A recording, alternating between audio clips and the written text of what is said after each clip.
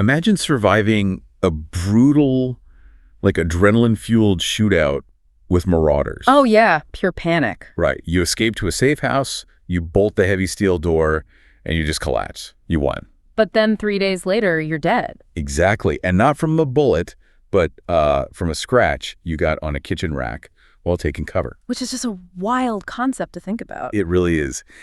Welcome to today's deep dive. We are looking at a really gripping excerpt from the survival horror story, The Last Ration, Episode 4, The Red Fever. Yeah, and our mission today is to examine how this text uses gritty, totally mundane realism to build terror. Proving that in a ruined world, the absolute smallest details are actually the deadliest. The author completely subverts the classic hero's journey here, you know? Oh, absolutely. The horror isn't some supernatural monster waiting in the dark. It's grounded entirely in human biology and, well, the sudden absence of modern hygiene. We see this so clearly when our protagonist is hiding out in that suffocatingly hot attic. Right, he takes off his jacket.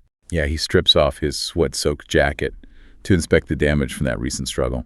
And it's not a dramatic zombie bite. Or some heroic combat wound, yeah. No, it's just a jagged, ugly gash across his ribs caused by the sharp edge of a mundane cooling rack. That specific detail is so good. The everyday baking rack. I mean, it strips away all the glamour of survival fiction. It really does. It's a pure accident of the environment. Right, rather than a glorious battle scar. But wait, let me challenge that premise for a second. Humans survived for thousands of years without modern antibiotics. Sure, yeah. So why is this specific scrape portrayed as, like, a guaranteed death sentence in the context of this story?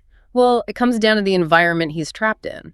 The text mentions the wound is already infected by the, quote, filth of the old world. Oh, okay. Historically, our ancestors weren't rummaging through the decaying, stagnant ruins of a collapsed industrial society. That makes sense. Sepsis can set in remarkably fast when you introduce concentrated bacterial rot to an open wound, especially without any means to sterilize it. It's like building a high-tech, impenetrable fortress, but forgetting to install a firewall on the main computer. Oh, that's a great way to put it. The steel doors keep the bandits out, but a microscopic glitch brings the entire system crashing down. Which perfectly sets up the moment he tries to reboot that compromised system. Right. He empties his medical kit onto the wooden floor in desperate search of a fix. And the text notes the sound of the kit hitting the floor is terrifyingly hollow. Hollow! That single word does so much work. Because it yields what?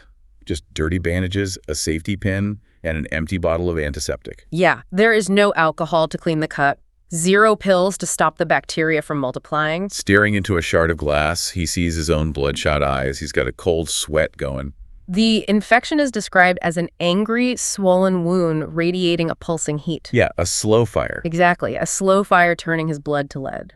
The author is contrasting the noisy, violent struggle that caused the wound with the quiet, inescapable internal rot of this rising fever. It's a masterclass in psychological dread.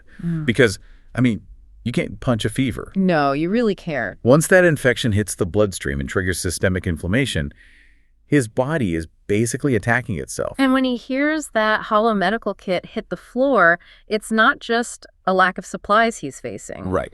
It's the sudden, crushing realization that all his other survival preparation is entirely useless. He realizes that having a full stomach means absolutely nothing if his body is rotting from within. Yeah, without medicine, he knows he is a dead man walking. It really makes you rethink standard survival fiction.